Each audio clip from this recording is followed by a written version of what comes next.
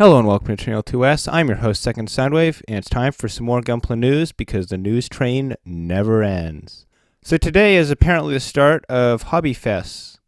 And the first new Hobby Fest image we have to look at here is of the Master Grade Psycho Zaku.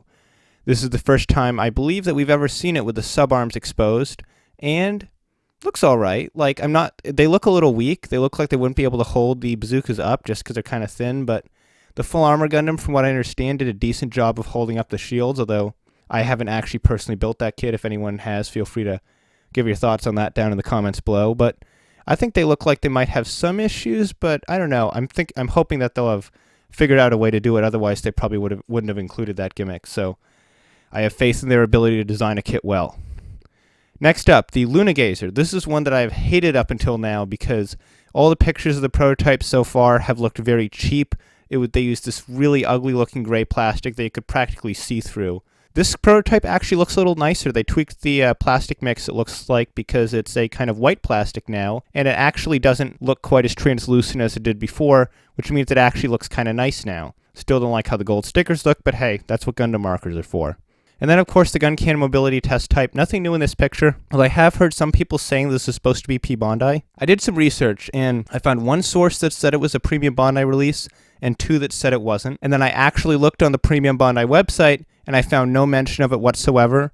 So until I see it there, I'm going to be crossing my fingers and hoping that this is a retail release. Next up, we have the Guncannon First Type Iron Cavalry Captain version.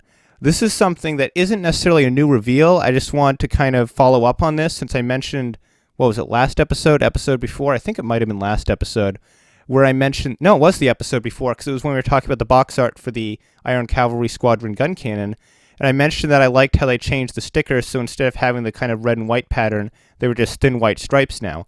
Well, apparently the version with the red and white stickers is the Captain version, and that is going to be a theatrical exclusive, sort of like those gloss injection and translucent kits they did for Unicorn. Then next up, we have the Re-100 Bawoo, more awesome action shots, and what can I say at this point? It just looks like an absolutely incredible model.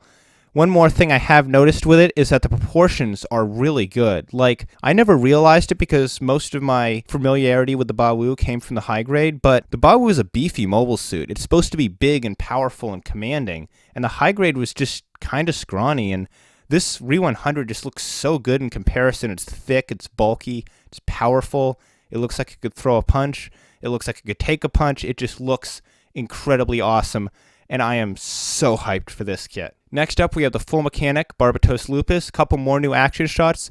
These are selling me on the kit a little bit more than those first action shots did because, I don't know, I just think I like the poses a little bit better in here. And then we have this shot of the frame. I am 99.99% sure this has been painted because there's a lot of stuff there that doesn't look like it's separate parts that's colored in different ways.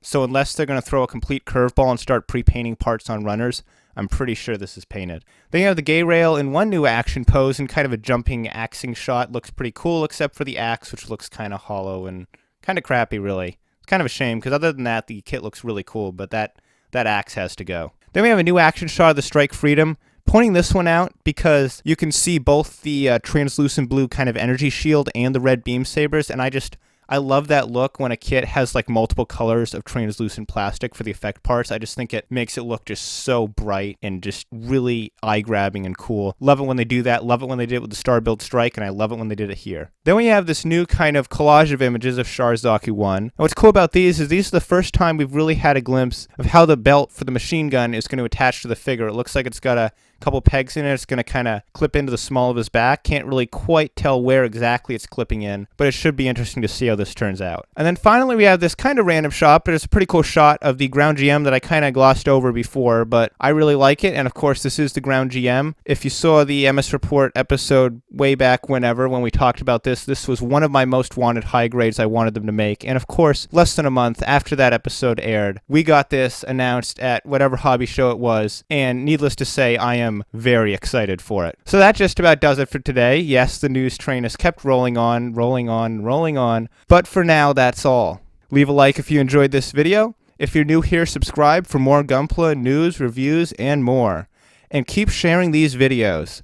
I mentioned last time, and I'm going to say it again, if you know of any Facebook build groups or really any kind of social groups or anyone who's really into Gundam, share this video around, share any of my videos around like that, because my current subscriber goal is 2,000 subs by Thanksgiving. And since the last video, we've broken 1,600. That is awesome. We're actually really close. If we get to 2,000 by Thanksgiving, that'll just be incredibly awesome. Until then, I'm host Second Soundwave, and I'll see you next time.